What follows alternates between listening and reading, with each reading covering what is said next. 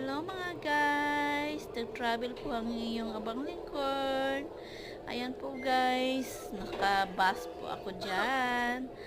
Tapos, nadaayan yung mga daan namin guys. Nakita yung mga maganda at maaliwalas, malapad yung aming kalsada.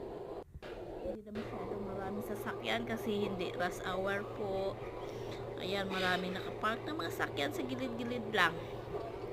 Ayan, makita nyo mga malalaking kahoy. Ayan, kita nyo ang ganda ng lugar kasi napaka green green yung mga puno at saka maraming green green din yung mga damo. Nasa approaching to city na po yan guys. Ayan yung traffic light. Nasa dyan na po ano na po yan ng city pero hindi na masyado ano yung mga sasakyan. Yan yung traffic light. Ayan.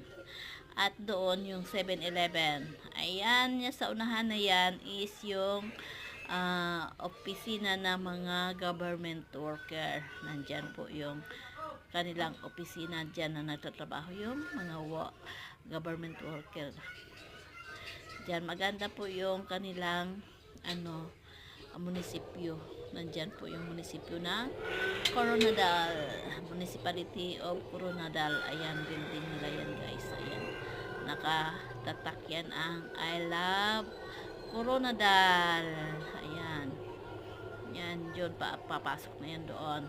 Ayan na guys, papunta na tayo sa